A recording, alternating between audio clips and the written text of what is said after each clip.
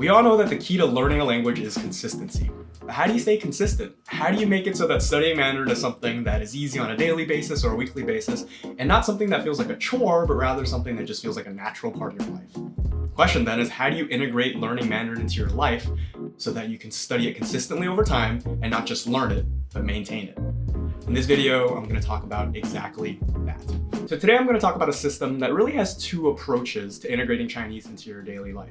But underneath and underlying both of these approaches is a pretty simple concept from psychology, which is the power of defaults. And the power of defaults, as the name suggests, is that we have a tendency towards our default way of doing things. So whatever the status quo is, whatever our environment is, our natural habits and behaviors, we kind of just do them because we've done them before. Now, the power of defaults can work for us and they can work against us. They can work against us, for example, if you're binge watching a TV show. Netflix knows this. They automatically start playing the next episode in a couple seconds. So even if you didn't want to watch the next episode, you find yourself sometimes just watching the next one and the next one and the next one. But we can also use the power of defaults to our advantage by changing our environment so that the default behavior is the one that's actually good for us. So how do we utilize this when it comes to learning Mandarin? Which one is really all about default settings, your default environment. How do you think about the things that you interact with on a daily basis, the objects that you interact with most frequently, and change it a little bit so that there's a little bit of a Chinese component in there? I'm gonna go into more detail on that in a second, but changing your environment, default settings. The second is really about default behaviors. Now, there's a bit of overlap, but there is a subtle nuance and difference between this and the default environment. Default behaviors, you can kind of think of in this if-then sentence. So if I'm in this environment, then I'm going to do this behavior. All right, approach number one, default settings, default environment. And as I go through each of these tips, I'm gonna try to level them to see if it's more appropriate for beginners, intermediate learners, or advanced. Some of these are going to span across all levels and they're gonna be useful no matter what stage you are in the language journey. And some of these tips are probably more suited to intermediate or advanced learners who have a couple more months or years of experience and have a little more familiarity with the language. You're gonna see what I mean in just a second. Within the default settings category, there are three things that I've tried out before in the past that have really helped me to just integrate learning Chinese into my life without putting in a ton of additional effort. There's a pattern to all of these as well, which is it's gonna take a little bit of work up front to adjust the settings, to get used to it. So there's a little bit of a steep learning curve, but after that, the benefits really kick off. First tip is labeling your environment. And I think this tip works great no matter if you're a beginner or if you're an advanced learner, because there's always new things that you can learn. And this idea is pretty simple. Look around your room, look around your living room, wherever you are, there are a ton of different objects that, without even thinking about it, you could say off the top of your head in your native language. So I see a lamp, I see a computer monitor, I see a camera. These are things you don't have to think about in your native language. But here's where it gets interesting. Do you know how to say those same words in Mandarin or whatever other language you're trying to learn? Probably not, unless you've interacted with those specific words before. One complaint that I've often heard from students who are learning another language is that you don't learn things necessarily that you use on a daily basis. You might learn words within a specific setting or context, like how to introduce yourself or introduce your hobbies. But you probably don't learn the words for camera or TV or computer necessarily. A lot of these like daily nouns. And so how do we change that? You can incorporate this learning for yourself. It's very simple. You just take a Post-it note, you stick it on whatever object you're thinking about. So for me, if I'm looking at a computer, the word for that in Mandarin is 电脑. At the beginning, you might not have learned that. So you take out a Post-it, you write out the English word, you write out the Chinese word, you just stick it on there. And do this for maybe 5 to 10 objects in your room, your living room, wherever it is that you want to learn words the most. And then every week or 2 weeks, you shuffle out the 5 to 10 words. So if maybe this week my 5 words are water bottle, backpack, computer, and I don't know, painting. Wait, I think that's 4. And window. Okay, maybe those are my 5 for this week. I'll leave them on for my room this week, and every time I interact with that, every time I open a window, I learn the word for window again, right? It helps me to maintain that over time. It's almost like hacking flashcards so that it's a part of your daily life. And then next week, maybe I go into the kitchen and I learn a whole different set of words like cinnamon, cupboard, oven, microwave, knife, right? Just different things. Maybe not a knife, because I don't know if you want to put a Post-it note on a knife, but you get the idea, right? It's pretty simple. You take the things that you interact with on a daily basis, you stick a Mandarin label on it, because it'd be really cool if it was like AR in real life, where when you see something, it automatically pops out with Chinese subtitles too.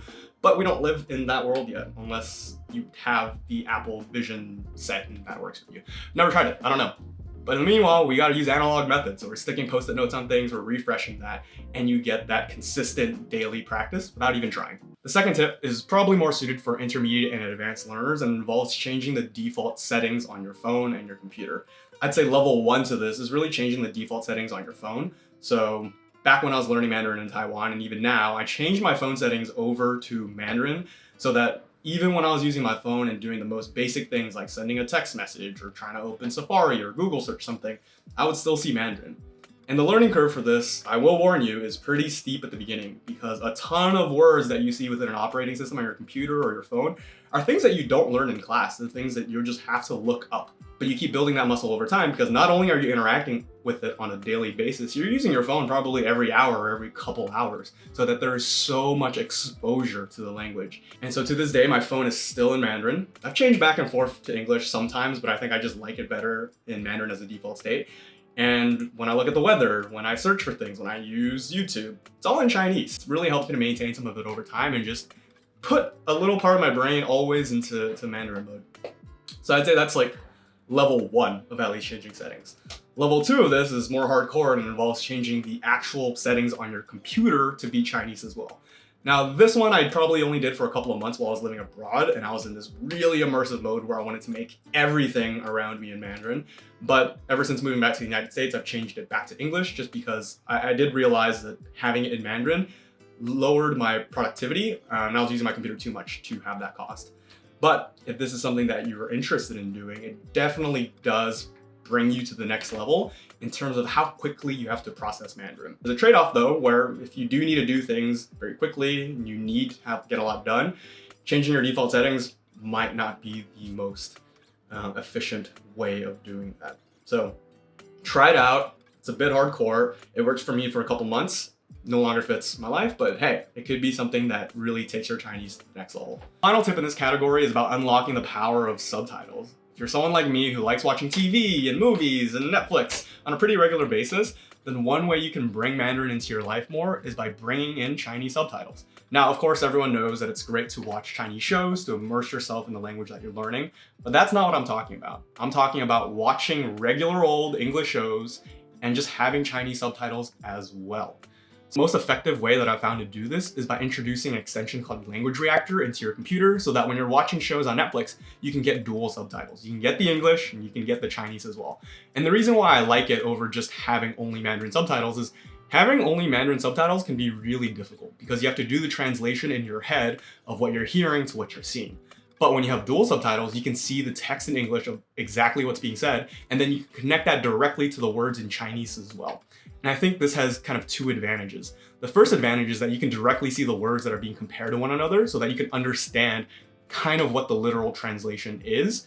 Not only do you get to see the translation, but you get to see it in a more natural setting within conversations that people are having and understand how words are being used. You look at dual subtitles, not only are you learning new words by analog of what you already know in English, you're also seeing words used in a way that you might not have seen before. So you're getting a lot of exposure and familiarity to how these words are actually being used.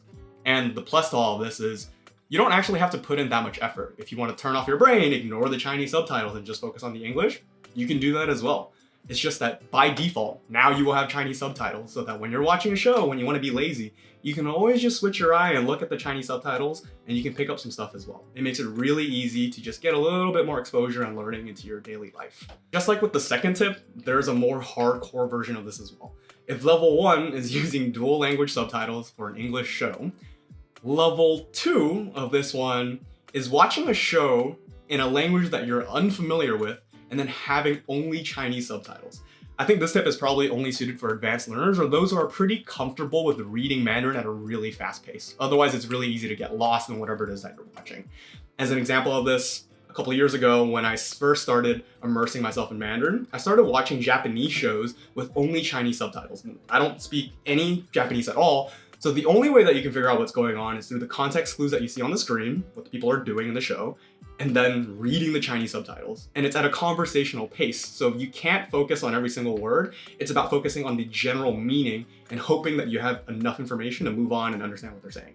It's a lot like real life, actually, when you're having a conversation with someone. You're not going to understand every word, so the goal is to really understand enough of what they're saying to get the meaning and then move on. This is definitely very, very challenging, and if this is something that you want to try, I do recommend it. It makes you really engage with the show that you're watching, and it also makes you a lot better at comprehension at a really, really quick pace. Part 2 of this system is all about default environments. And full transparency, I actually had to stop filming and then restart filming this because there's a lot of construction going on outside and the jackhammering was really loud. And the reason why I bring this up is because it's a pretty good segue to default environments, where sometimes you can't change the things around you. You can't change the external environment. So instead, you have to change your default behaviors and what you're going to do instead. There are 3 components to the system. The first is really identifying those pockets of time where you have opportunities to study Chinese. The second is to figure out what type of Chinese learning activity pairs with that environment that you're in. And then the final piece is to really bring it all together, make Chinese learning easy and make it the default, and then make all the other options more difficult. First, let's talk about those pockets of time where you could be studying Chinese. I like to think of this in 2 different ways. The first is limbo time, where you're waiting for something, you're in limbo. This could be, if you're in New York, waiting for the subway. It could be waiting at the grocery store, but usually it involves some type of waiting where you have 5 minutes, 10 minutes to do something. The second is when you're doing activities that don't really take up all of your attention. So for me, it's like cooking breakfast. I'm just making eggs. I make eggs all the time, so it's not something I really have to think about as I'm doing it. So as I'm doing it, I could probably be listening to a podcast, listening to music or something else. I don't know if you heard that. Again, New York, so loud, can't change that sometimes. Okay, so those are like the opportunity areas. And the reason why those are so important is because they're sprinkled throughout everyday life. Like, no matter what you're doing, you probably have moments of time where you're either doing something that doesn't take up all your attention or you're just waiting in line for something. And the default behaviors that I go to, and I know a lot of people go to, is scrolling YouTube, scrolling Reddit, scrolling Instagram, and doing things that are entertaining for those couple of moments so we're not bored. And while that's not necessarily a bad thing, it may not be the most productive thing if we want to be intentional about our Chinese learning. So here are these 5 10-minute windows where you can do some more Chinese. That leads to the second part of this, which is once you've identified these pockets of time, what the hell do you actually do with those 5 or 10 minutes? What's the right activity to do? And I think here it's really, really important to be explicit upfront about what you're gonna do. And there's been a lot of research, a lot of science behind habit formation and consistency. And one thing that I found really helpful is forming these if-then statements. So you're being very clear about if you're in this environment, then you do this behavior. And that way you can pair explicit activities and be very specific about how you're gonna use that time. As an example of this, one that I've used before in the past is, if I'm waiting for the subway and I have 5 or more minutes, then I'm gonna open a flashcard app and study for 5 minutes. If I am making breakfast and I have a couple minutes, then I'm going to listen to this podcast. You want to be very, very specific when you're setting these if-then statements because it eliminates all of that decision choice paralysis when you're faced with too many different options. It's like when you are trying to watch a show on Netflix and then you pop it on and you see so many different things and you end up spending 20 minutes just looking at the different titles, watching trailers, and you don't watch anything. That's exactly what we're trying to avoid. So once you've identified the pockets of time where you can study, you need to be very clear about what activities you're going to do in each of those opportunities. I think within the activities, you have probably 4 categories. The first category is listening comprehension. So podcasts, YouTube videos, music, whatever it is, but keep it pretty simple. And then identify what those podcasts or shows that you like listening to when you have 5-10 minutes of time. Second is all about reading comprehension. So for more intermediate and advanced learners, this could be articles on a news website. It could be different social media platforms. It just needs to be something that's appropriate for your level. For beginners, this is a little more difficult. Reading comprehension tends to be a bit more challenging because you have to find more tailored resources. The third piece of this, I'm probably just gonna lump these 2 together, but they're, I guess, slightly distinct, is flashcards and language learning apps like Duolingo. And the reason why I bucket these things together is that they kind of both feel like games. And I think that has a really big advantage to them where they gamify language learning so you get these little boosts of achievement after you've done it. You get a little dopamine hit when you finish your Duolingo lesson or finish a deck of flashcards. And again, the key here is just to be very clear about what you're gonna do. I think Duolingo or apps like it have a really strong advantage in this sense because when you open it, automatically you get these bite-sized lessons that fit into whatever pocket of time that you have. For flashcards, it's a little more difficult because you have to figure out what you want to study, whether it's the right level for you. And again, the big key here is to really do all of that beforehand so that when you have those 5 minutes, you're not thinking about, oh, what should I be studying? Is this the right level? Is this what I actually want to be doing with my time? So after watching this video, if you have 10 minutes, I think the most helpful thing that you can do is just get a piece of paper, open a notepad, whatever it is, and write 5 to 10 sentences using an if-then statement. So if you're gonna be brushing your teeth and getting ready for bed, then you're gonna listen to this specific podcast.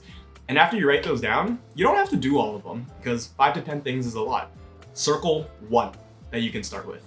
My acting coach always tells me that the best way to get started is just by starting small. And sometimes we can get overwhelmed with the number of things that we can do. If you take anything away from this video, just remember, all you have to do is get started with one thing, make that thing a habit, and you're gonna see the results. That leads to the third piece of this, which really ties it all together. So you found your time, you found your activity. Now how the hell do you actually make these things easy to do so that you're not just going back to Instagram or scrolling? And the research on habit formation breaks this up into 2 parts. One is you have to make the habit that you're trying to do or encourage really easy. And the second part is you have to make the thing that you're trying to avoid really hard to access. How do you make learning Chinese the default activity and make it easy? This goes back to doing the work up front of identifying what you're gonna do. That is single-handedly the most important thing that you can do in order to make learning Chinese an easy default behavior when you have those moments of time. Otherwise, you're gonna be thinking about what you could be doing instead. You're gonna be distracted and tempted to use other apps where it's the easiest path. You don't have to do a lot of work to pull open a video on YouTube and just start watching something. Now, how do you make it hard to use all the other stuff? How do you make the other options less appealing so that learning Chinese kind of stands out as the thing that you want to do? The 2 most useful things that I found for me are, 1, having other apps or software that restrict the amount of time you spend on different apps. I really like this app that Ali Abdel recommended called 1 Second, where you can install it on your phone. I use an iPhone. And then you can select the apps that you want to use it for, where before you open the app, now you have to take a deep breath before you open it. And even after you open it, it asks you for how much time you want to spend on it. So 3 minutes, 5 minutes, 10 minutes, etc. And after you spent that amount of time, it's going to ask you to take a deep breath again before you can use it. And it's a really great way to check in on yourself so that instead of just having a default urge to click the app and then have the automatic dopamine hit, you have to think a little bit of, hey, is this actually what I want to be doing, or is this just my automatic behavior and I actually don't want to do this? It helps you to be a little more intentional with how you're spending your time. The second, if you want to be more extreme, is to block usage on an app or a website entirely. So I haven't done this on my phone before, but I definitely do this on my computer, where, not related to learning Chinese, but right now I'm apartment hunting again. And I have to block certain websites on my computer, like Treat Easy, just so that I'm not checking it every other hour or so. And sometimes it's weird, it's compulsive, right? But that's why we build in these restraints or systems to help us do the things that we actually want to do and spend less time on things that we have these urges for, whether it's Instagram or, for me, Treat Easy right now. That's it for today's video. Thank you so much for watching. If you found these tips helpful, please let me know down in the comments below or by giving a like to this video. It really helps me stay motivated and inspires me to want to do more content when I know that it's helping people and actually having an impact on people's lives. Thank you guys all for watching, and I'll see you next time.